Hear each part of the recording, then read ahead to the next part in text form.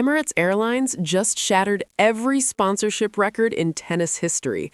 $200 million, one Filipino champion, the offer that nobody saw coming, and the decision that could rewrite everything we thought we knew about athlete endorsements in Asia. This isn't just about tennis anymore. This is about power, legacy, and choosing between loyalty and the astronomical price tag of global superstardom. March 17th, world ranking 29. Alex Eala sat courtside in Dubai, exhausted from a grueling three-set victory that pushed her body to its absolute breaking point. Sweat still dripping, muscles aching, mind replaying every critical moment from match point. She had no idea that within the next 72 hours, her entire existence would transform in ways that transcended anything a tennis court could ever offer. The email arrived at 11:47 p.m. local time. Subject line: partnership opportunity. Confidential. Her management team initially dismissed it as spam, another fake endorsement rumor, another internet hoax designed to generate clickbait headlines about the rising Filipino sensation. But this wasn't fabricated. This wasn't another Wilson racket fantasy spreading across social media like wildfire. This was Emirates Airlines, one of the wealthiest, most prestigious aviation brands on planet Earth. And they weren't proposing a standard athlete sponsorship arrangement with photo shoots and promotional appearances scattered throughout the calendar year. They were proposing dominance, complete, unfiltered, unprecedented global ambassadorship. $200 million over 8 years, guaranteed payment structures that would make her wealthier than most Grand Slam champions who spent decades accumulating tournament prize money, private jet access to every tournament worldwide, luxury accommodations across Emirates' entire hospitality network spanning 6 continents. Her face on aircraft fuselages, her story told in first-class cabins from Manila to Melbourne, Dubai to Dallas, Singapore to Sao Paulo. The proposal document stretched across 47 pages of meticulously crafted legal language, financial projections, and marketing strategies that read less like a corporate sponsorship contract and more like a corporate takeover. Emirates had studied every microscopic detail of her journey, from those early morning training sessions in Rafa Nadal Academy to her breakthrough junior Grand Slam victories, from her struggles transitioning to professional circuits to her stunning 2025 performance that catapulted her into tennis's global consciousness. They hadn't just researched her achievements, they had analyzed her demographic appeal, her social media engagement rates, her cultural significance as the Philippines' most promising tennis export since the sport began tracking such metrics. But why Alex Eala? Why now?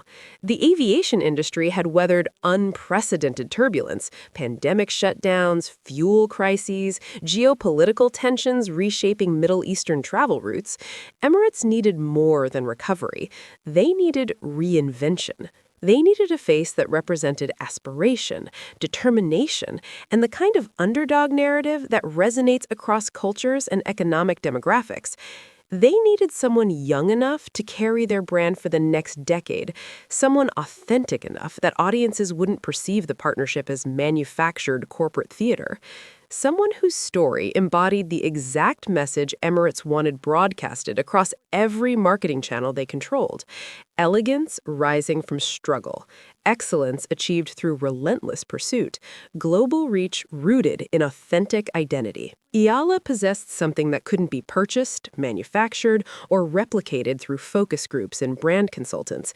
She possessed legitimacy. At 21 years old, she had already survived the brutal meat grinder of professional tennis, the sport that chews through promising juniors like industrial machinery processing raw materials. She had faced elimination round pressure at tournaments where one loss meant financial devastation and ranking point collapse.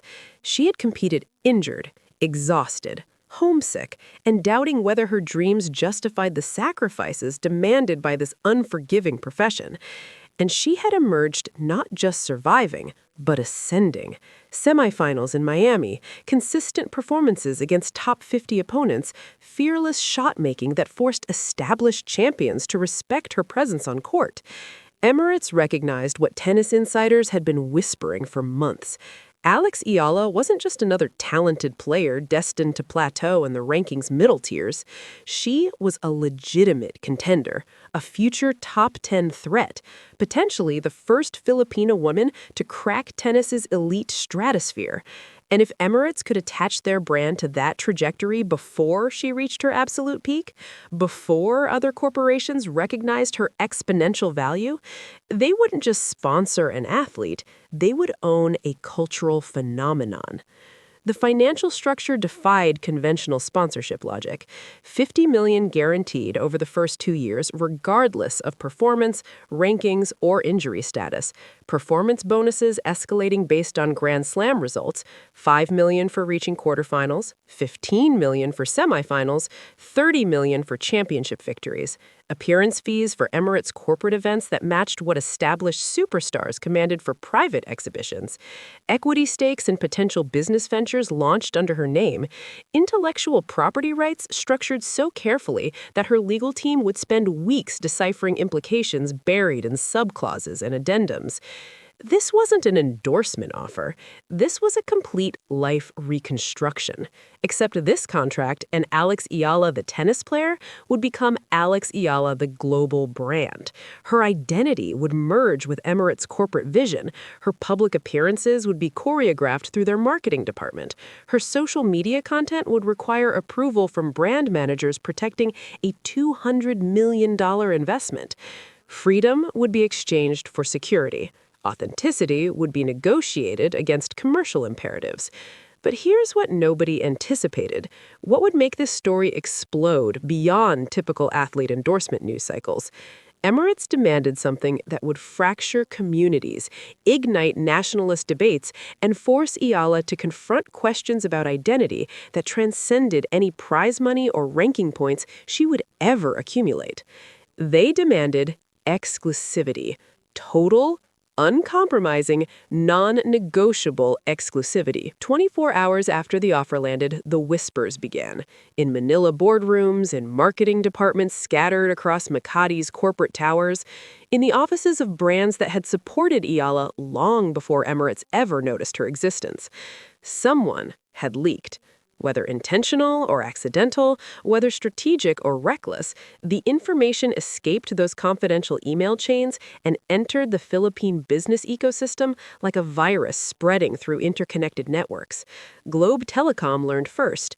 They had been her telecommunications sponsor since 2019, back when she was still fighting through ITF circuits, back when her ranking hovered outside the top 300, back when investing in her career represented genuine financial risk rather than calculated brand strategy. They had featured her in commercials promoting perseverance and national pride.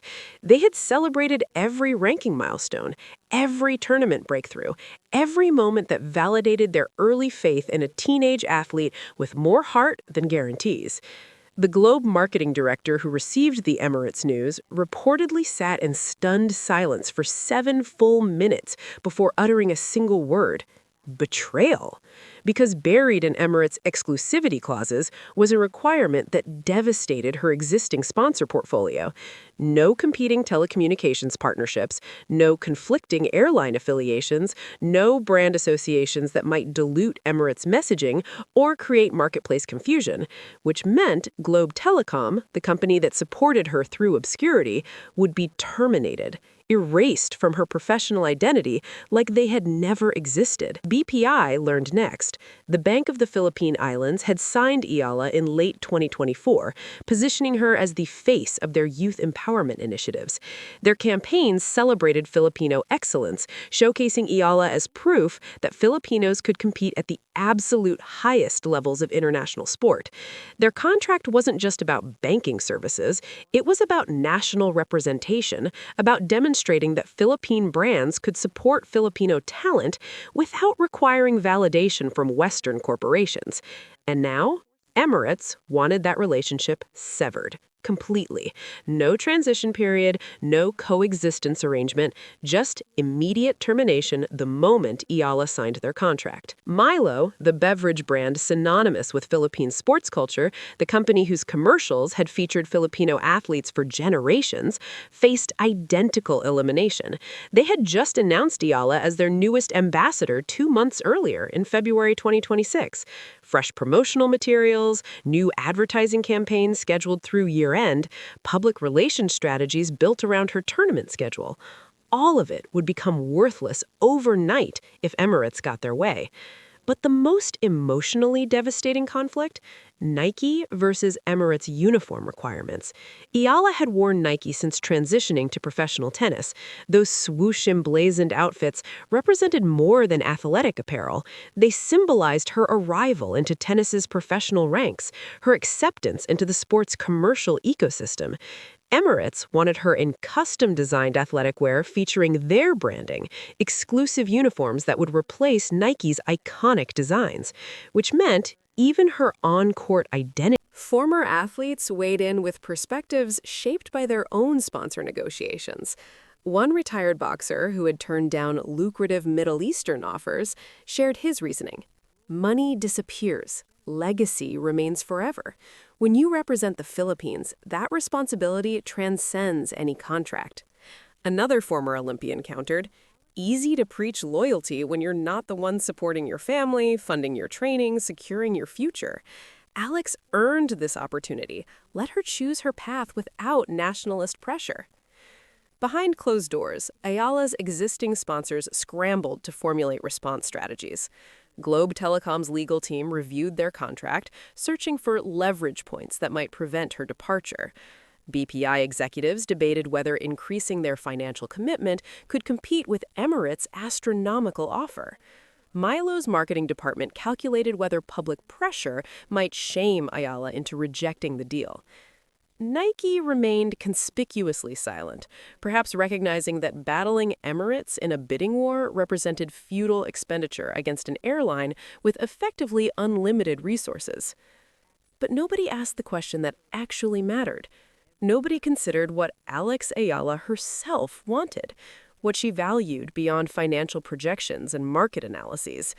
Whether she even desired this kind of global ambassadorship, or whether she simply wanted to play tennis without her identity being negotiated in corporate boardrooms like commodity futures being traded on international exchanges.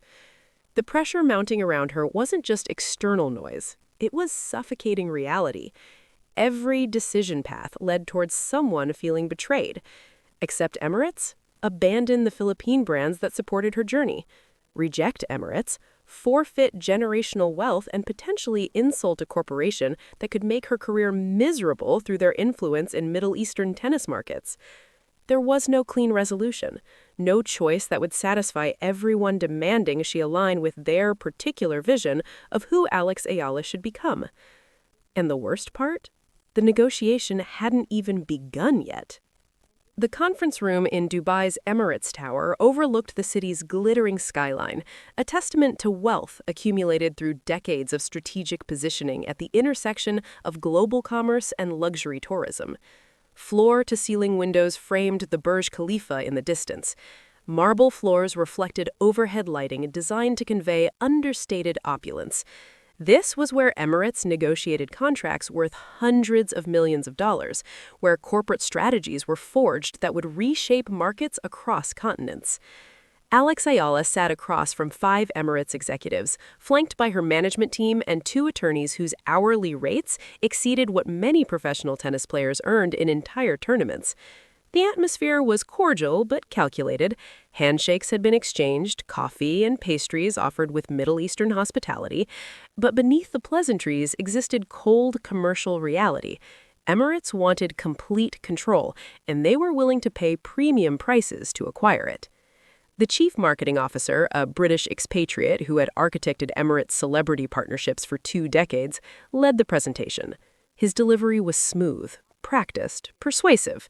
He explained how Emirates had tracked Ayala's career trajectory through proprietary analytics, measuring social media engagement, demographic appeal, and marketability coefficients across key Asian markets. Their data suggested she possessed something rare, crossover appeal that transcended tennis's traditional audience. She resonated with young women pursuing professional ambitions. She inspired Filipino diaspora communities scattered across the globe.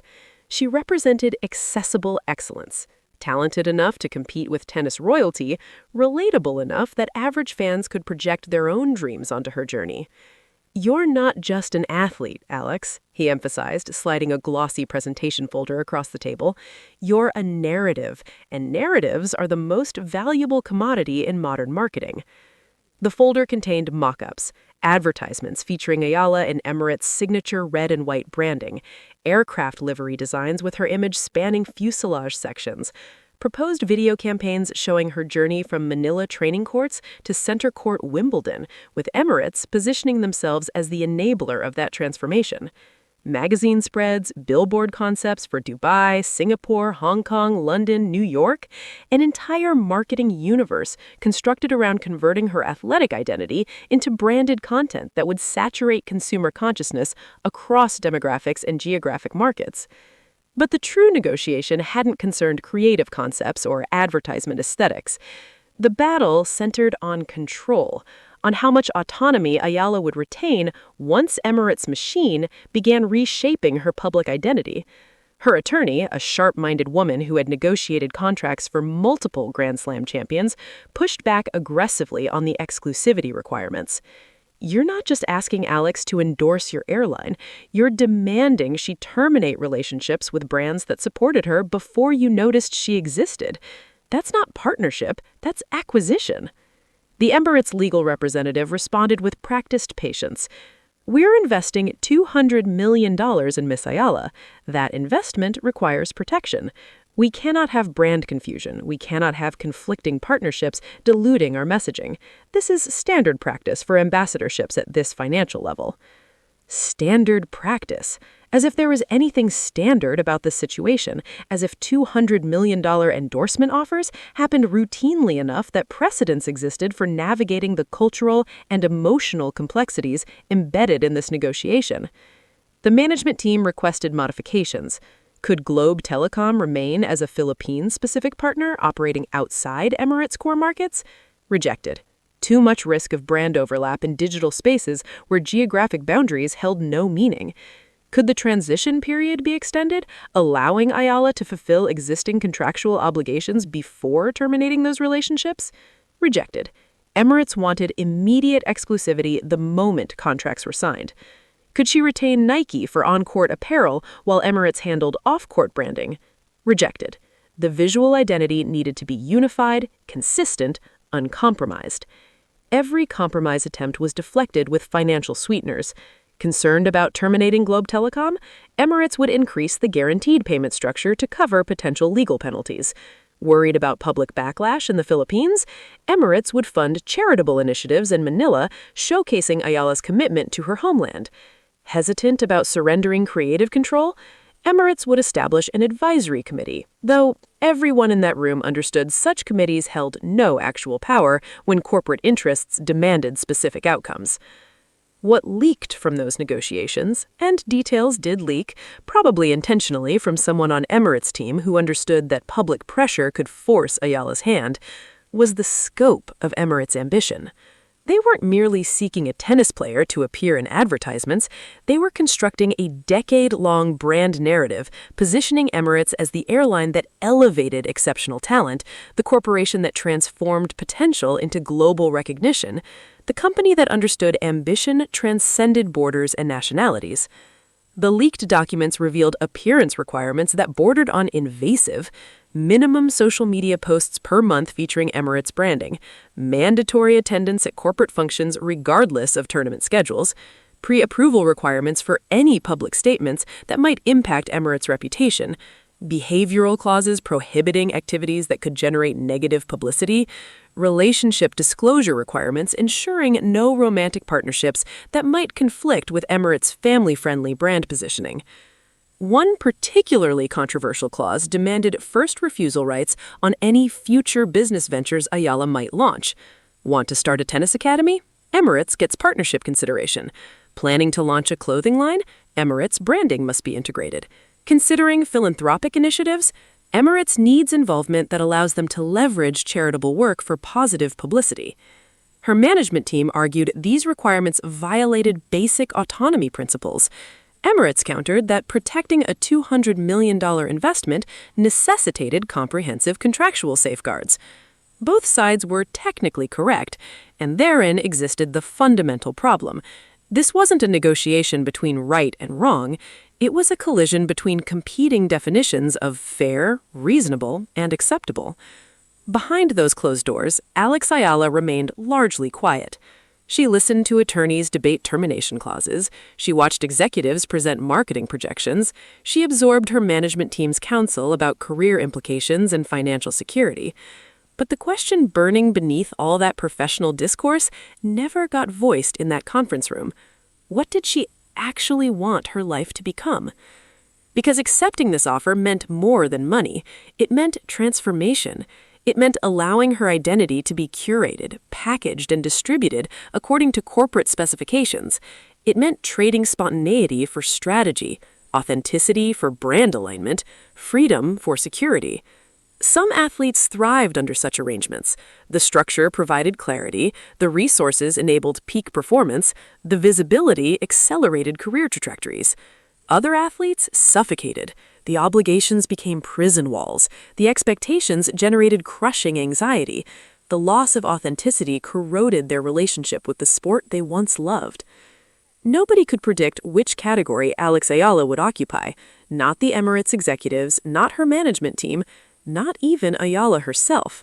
Because you never truly know how that kind of pressure feels until you're living inside it, until every public appearance carries contractual weight, until your spontaneous social media post triggers emergency calls from brand managers concerned about message consistency. The negotiation concluded without resolution. Emirates needed Page 11, subsection 7A. Buried beneath legal terminology so dense that most casual readers would skip past it searching for more obviously controversial content. But one investigative sports journalist, someone who had spent years analyzing athlete contracts and understood exactly where corporations hide their most aggressive demands, found it. And when she published her analysis, the entire landscape shifted.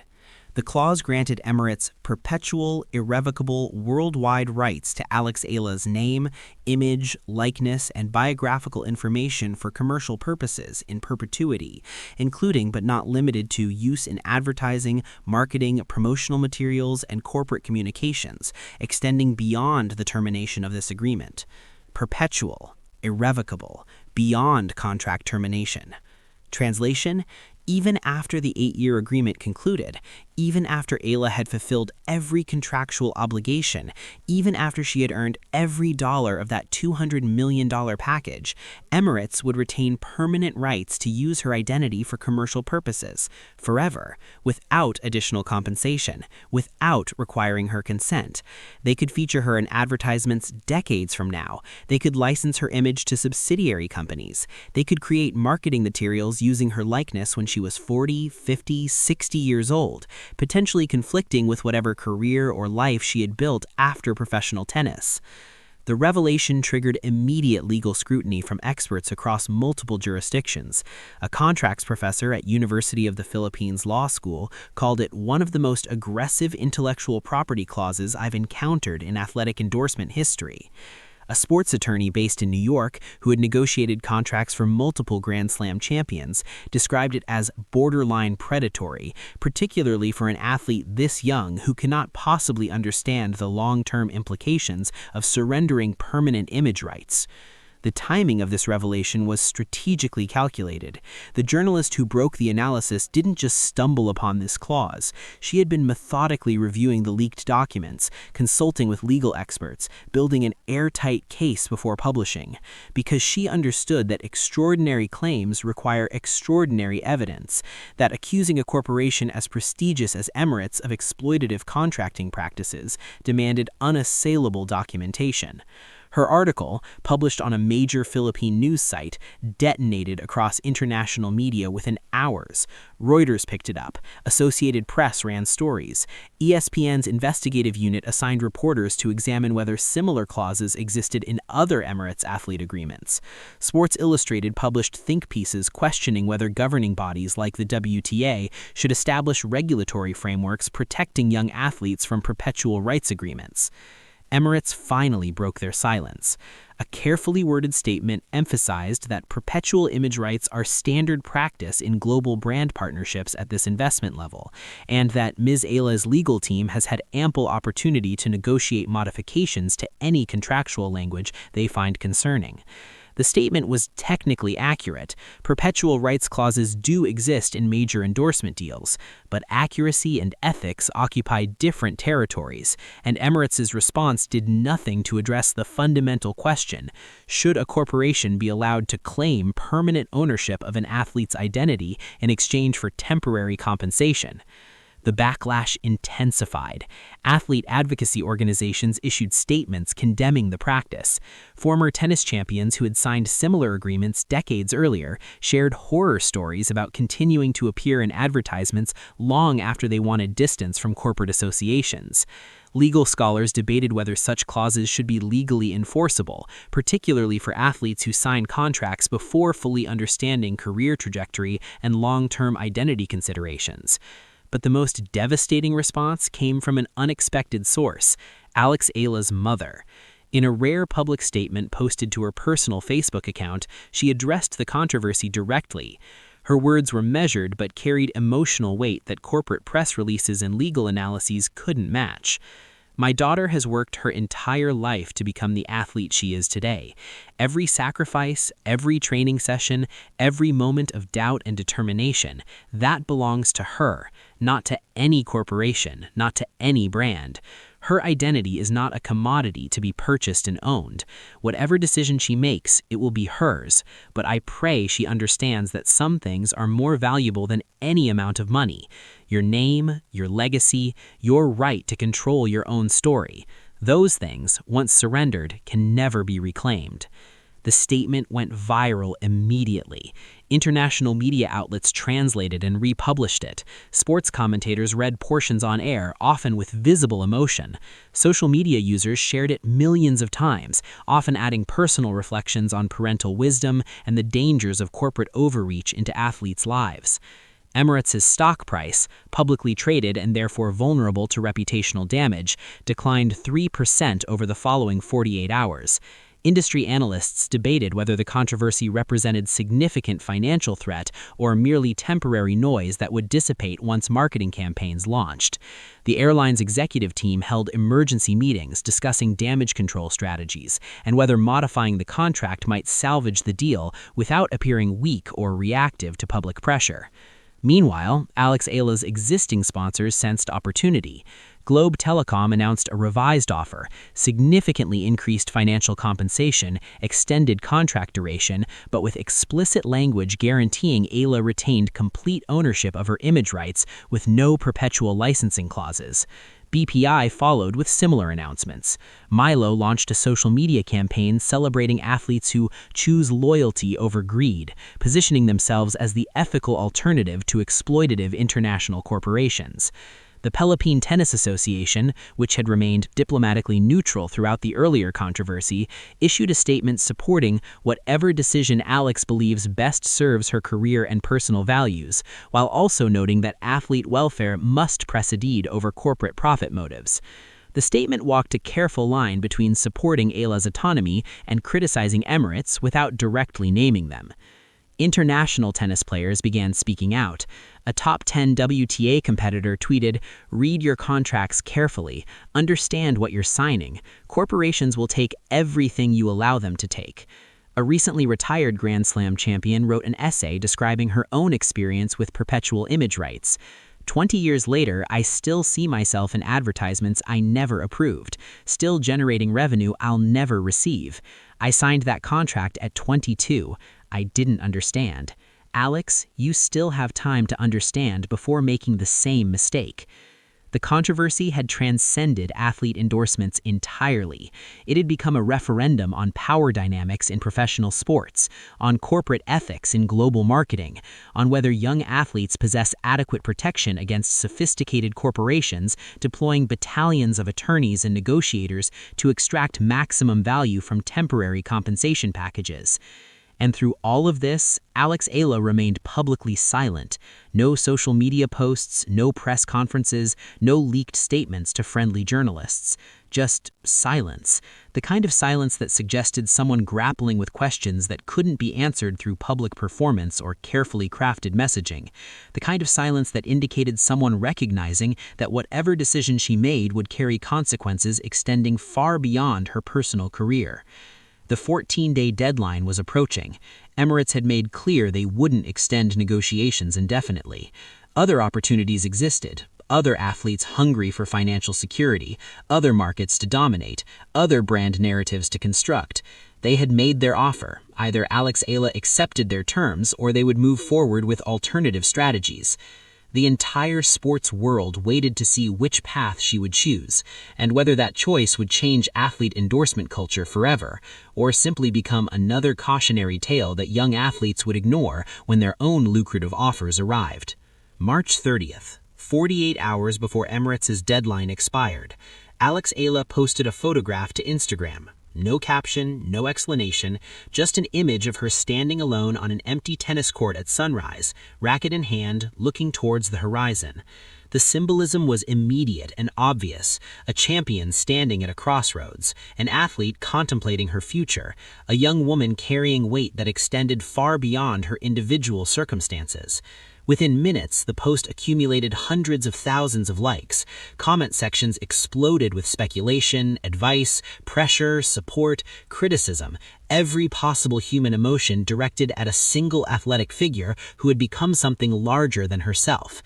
But what nobody knew, what couldn't be captured in social media speculation or expert analysis, was what Alex Eala was actually thinking during those final hours before her decision deadline. The internal calculations happening beyond public visibility, the values being weighed, the competing voices demanding allegiance to contradictory visions of who she should become. Her financial advisors laid out the math. $200 million invested conservatively could generate generational wealth. Her family would never face economic uncertainty. Future children would have every educational and professional advantage. Retirement security would be absolute. Accepting Emirates meant financial freedom that 99% of professional athletes never achieve. But her former coaches, the mentors who had guided her development from junior circuits through professional ranks, reminded her that money wouldn't mean anything if she lost herself in the process. That corporate ownership of identity was a prison with gilded bars. That athletes who maintained longest careers and deepest satisfaction were those who controlled their own narratives, rather than allowing corporations to dictate their public personas. Her management team presented cold professional analysis. Emirates offered